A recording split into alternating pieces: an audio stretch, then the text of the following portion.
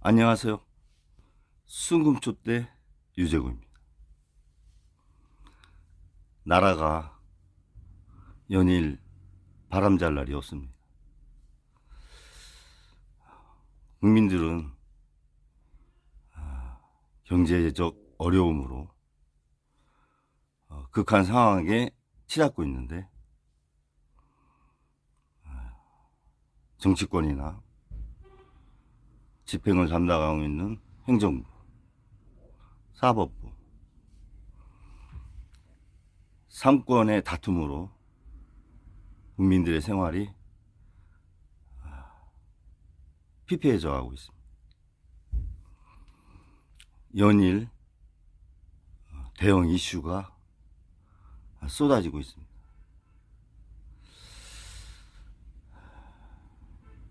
어제 대법원에서 이재명 대표의 파기 환송이 결정됐습니다. 저는 법률가도 아니고 법에 대해서 잘 모릅니다. 그러나 국민의 한 사람으로 기본적인 상식선에서 한번 생각을 해보았습니다.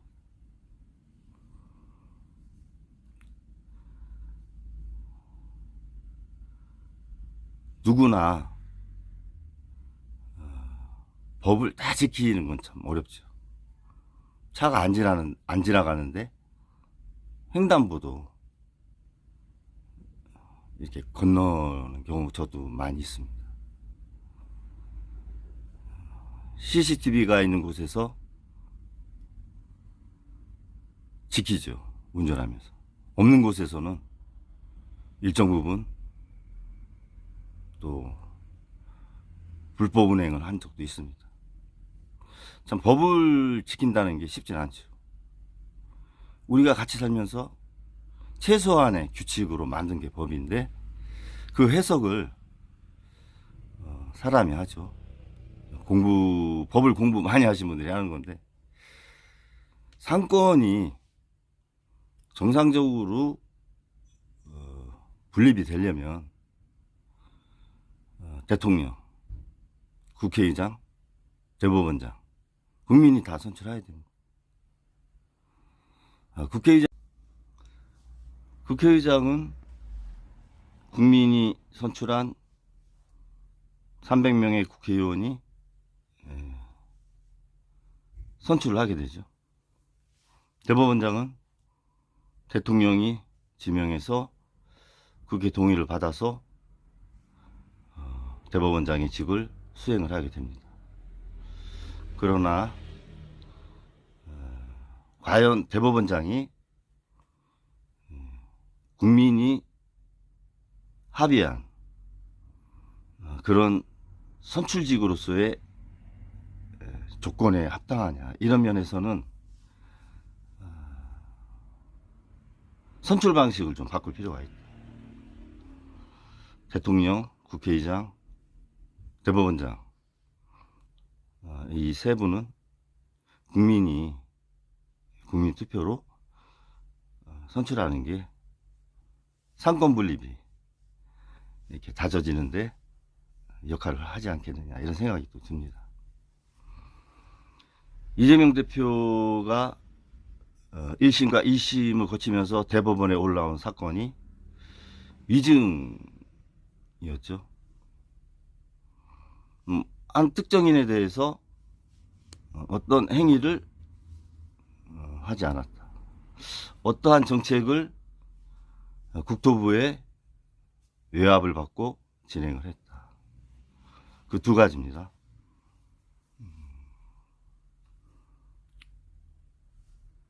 2심에서 상당히 구체적으로 무죄에 대한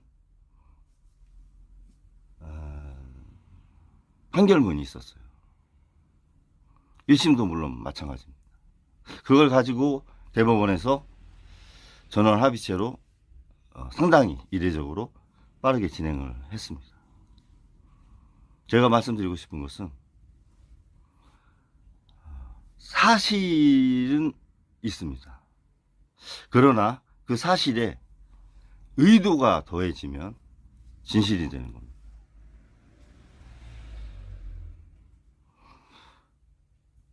법원의 판단은 사실을 가지고 판단을 해야 되는 거죠. 그리고 특히 대법원은 법리를 기준으로 하면 되는 겁니다. 의도가 담겨졌을 때, 대법원의 어떤 판결이 의도가 담겨졌을 때 진실이 돼서 그게 왜곡된 진실이면 국민들이 납득하기가 좀 어려울 수 있는 거죠. 대선이 30여일 남은 상태에서 이례적으로 빠른 전원합의체 구성과 평의, 그리고 판결, 그리고 오늘 고등법원에 송달하고 사건 번호 벌써 나왔고,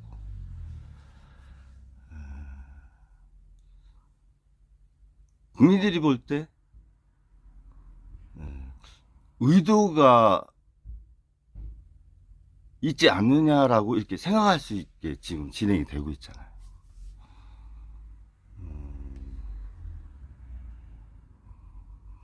사법 리스크, 이 말 자체도 저는 조금 회피하고 싶은데, 사법 리스크 다 있죠, 국민들.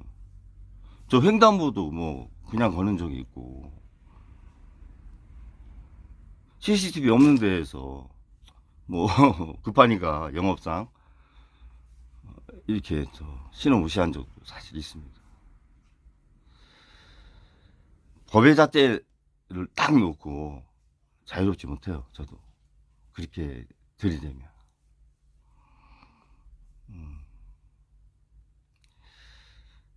국민들이 납득할 수 있는 사법부의 진행, 그런 게 좀 아쉬운 거죠.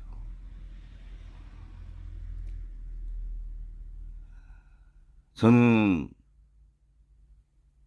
좀 이런 생각이 많이 드는 게, 한덕수 국무총리가 3시에 파기환송이 됐고 4시에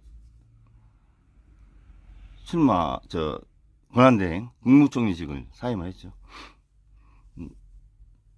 국회에서 최상목 기재부 부총리를 탄핵을 하려고 하니까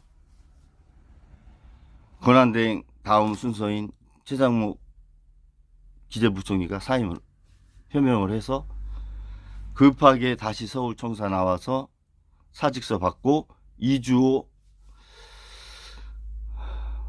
부총리 겸 교육부 장관, 사회교육부 장관, 권한대행이 또 됐지 않았습니까? 한 사람이 3가지를 하는 거죠. 대통령 권한대행 겸 국무총리 직무대행 겸 기존의 직책인 부총리 겸 사회교육부 장관.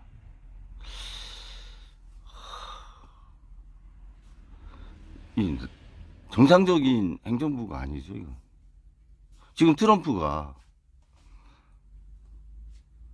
삼성이 발표도 하지 않은 그런 내용을 삼성이 미국에 대규모 투자를 하기로 했다, 이렇게 먼저 던져놓지 않습니까? 일체의 어떤 방어력이 없는 상황 아니에요, 지금 외교적으로. 그런 상황에서 대통령 권한대행인 국무총리가 공정한 선거관리를 해야 되는 상황에서 후보로 지금 나오려고 하는 상황인데요.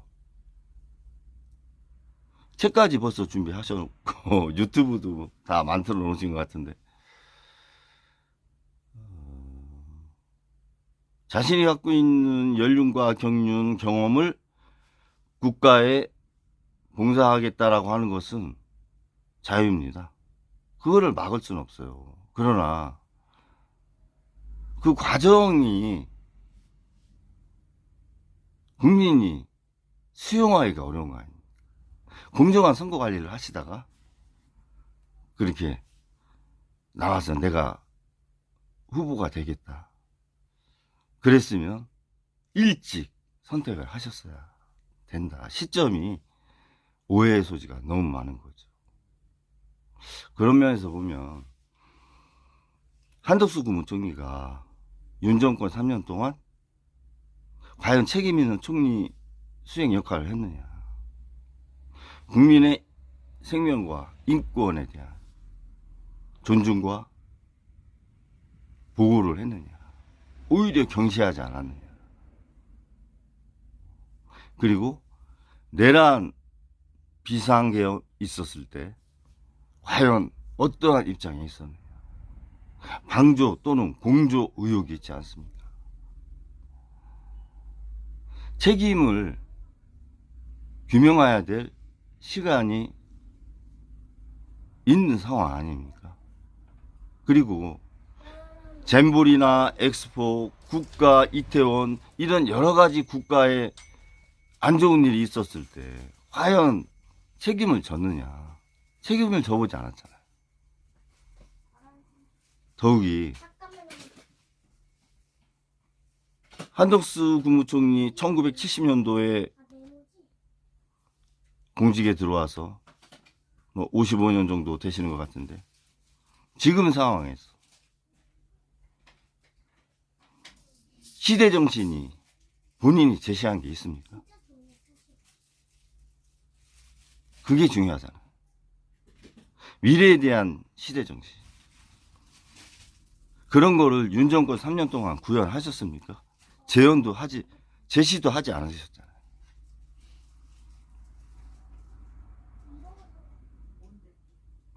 그런 것들이 과연 시대가 요구하는 지도자에 맞느냐. 또 책임을 지지 않는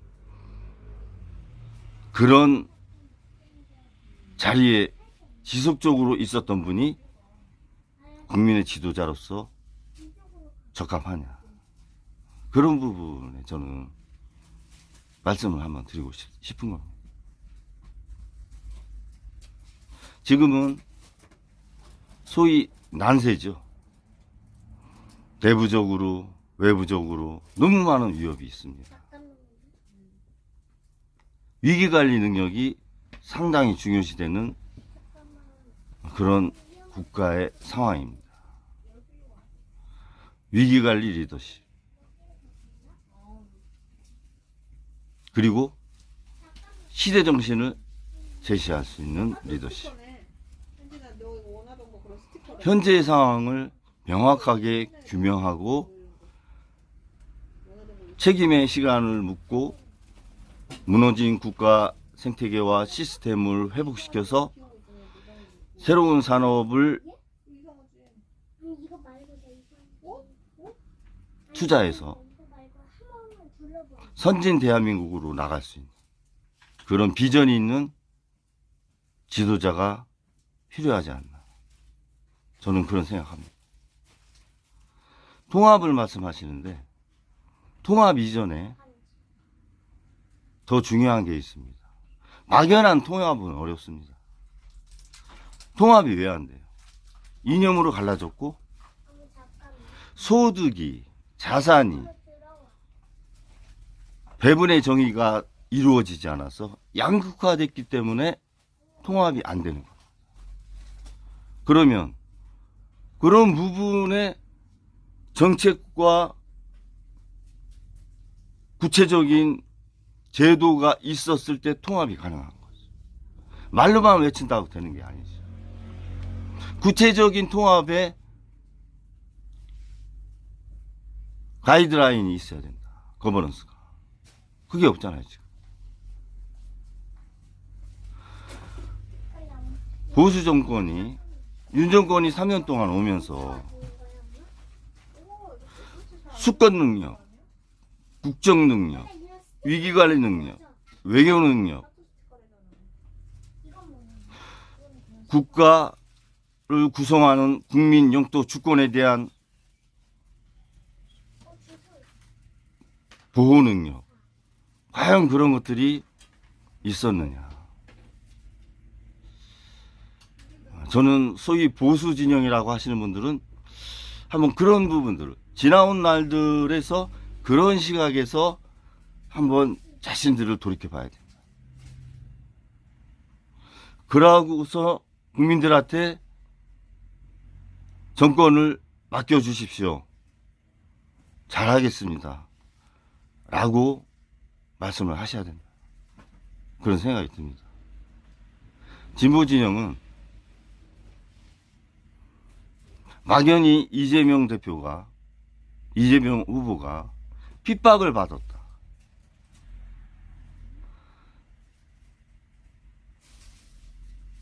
보수, 중도 보수를 확장하기 위해서 민주당은 중도 보수다라고 하는 이념의 전환. 이런 게 중요한 게 아닙니다.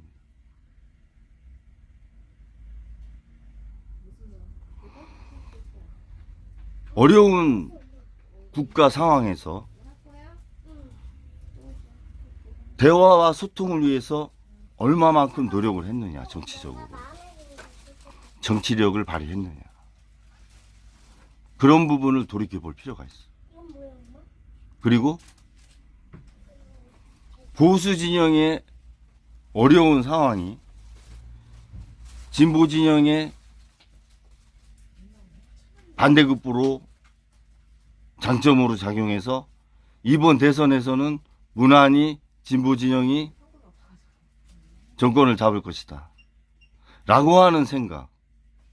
그거는 잘못된 거죠. 본인들이 갖고 있는 장점, 강점, 위기, 기회 잘 판단하셔가지고 부분별로 보완해서 구체적인 정책을 내놓으시고 국민들한테 이러하니 저희를 뽑아주시면 이러한 나라를 만들겠습니다. 라고 하는 구체적인 정책적인 선거를 가셔야 됩니다. 그래서 지난 동영상에서 제가 그런 말씀 드렸잖아요. 보수는 사람이 바뀌어야 돼요. 세대 교체가 돼야 돼요. 토양이 바뀌지 않으면 보수는 한국에서 자리 잡기 어렵습니다. 진보 진영은 생각이 바뀌어야 돼요. 기존의 상대방의 자멸로 인한 정권의 획득, 그런 과정을 지속적으로 가야 되겠느냐. 자신의 강점으로 정권을 잡는 그런 정당이 돼야 되지 않겠습니까? 저는 선의의 경쟁을 해라. 정책적으로.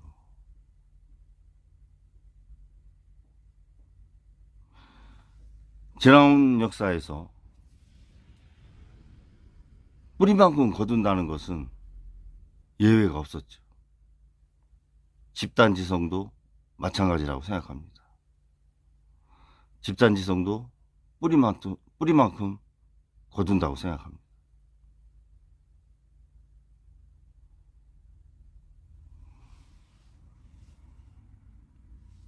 모든 국민이 빚쟁이가 돼 있어요. 빚더미에 올라 있어요. 특히 서민, 영세자영업자, 소득 분배에서 제외된 소득 분배 제외자들, 길거리에 나앉을 판입니다. 이 부채 누가 만들었습니까? 물론 일정 부분 장사나 사업하다가 경영 능력이 없어서 어려워진 분들도 있지만 코로나 때 재정정책이 아닌 금융정책으로 은행에서 돈을 빌려주고 그것을 갚아야 될 시기가 돌아와서 다 빚쟁이가 된 겁니다. 문화상품권 좀 있을까요? 얼마나 필요해? 10만 원어치. 이 부채가 만 원짜리가 5천 원. 국민들이 국가 안정을 위한 희생의 대가라고 저는 생각합니다. 그러면 이 부채는 중앙정부가 책임지는 게 맞는 겁니다. 다 만장일 국가부채가 늘어나서 국가 신용도가 뭐 떨어진다, 등급이 떨어진다, 그런 말씀 하시는데, 그 생각하면 아무것도 못해요. 올해 예산 674조 원, 경제 성장률 2.2%에서 산출한 예산입니다. 올해 예산, 저는 50억, 올해, 작년에 관리재정 100억 넘게 났죠? 100조 넘게 났죠? 올해는 그거보다 더 날 거다. 저는 그렇게 생각합니다. 한 2%, 2.2%에서 만든 예산을, 성장률을, 지금 1분기에 마이너스 0.2 아닙니까? 그러면은 세수가 들어오겠어요? 그러한 기재부, 봉투를 몇 장 드릴까요? 3년 연속 결손이 나는 경제적 상황, 예측 못하는 기재부, 20개, 15개? 아니 10개면 국정 능력, 수권 능력이 있냐? 만 원씩 그거는 저는 묻는 겁니다. 그리고 어려운 내수 시장을 위해서, 그리고 다가오는 관세라고 하는 여러 가지 외세에 대한 이런 부분에 대한 경제 정책에 대해서 국민들한테 납득하게 한번 말씀하신 적 있어요?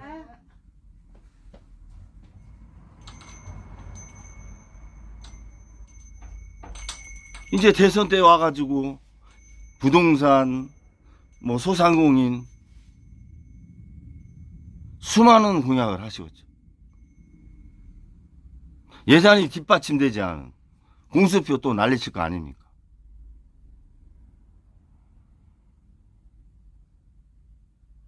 국민이 너무 저는 불쌍해요. 정치권은 국민들의 부채 위에서 호의호식하고 계시잖아요. 국민들의 그 부채 더미 위에서 정치가 삶을 누리고 있지 않다고 생각합니다. 그러면 안 되잖아요. 솔선수범하셔야죠.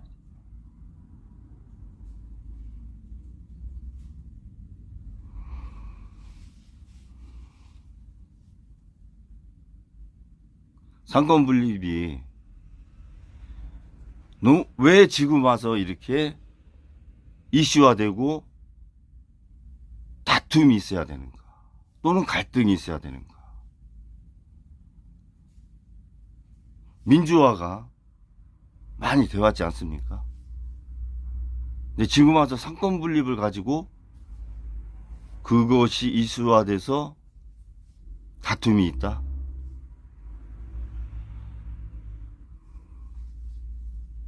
기득권의 싸움 아닙니까? 결국은 국민을 보는 게 아니에요.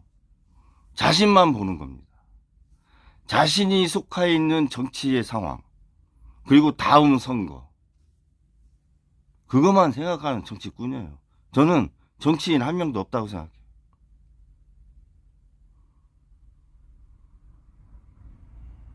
그러니까 나라가 하루도 바람 잘 날 없는 겁니다.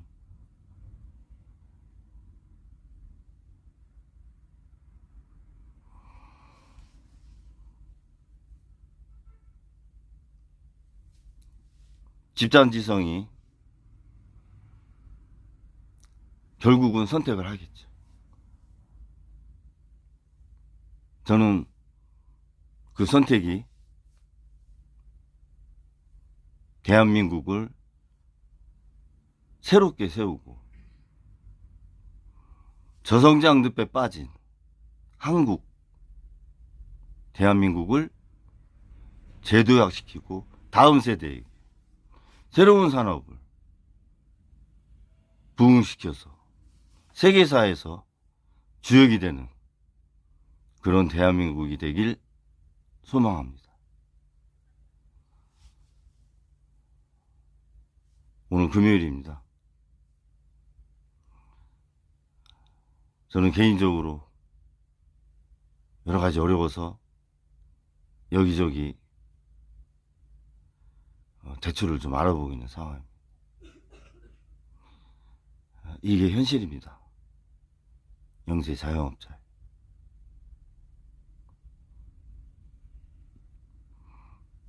1차적으로 제 자신이 경영 능력이 없어서 어려움을 겪고 있다고 생각하지만, 국가는 과연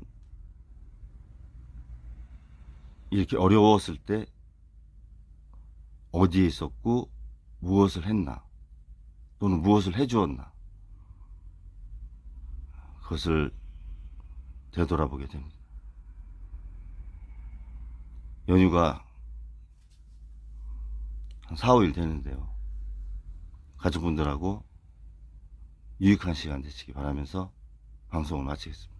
감사합니다.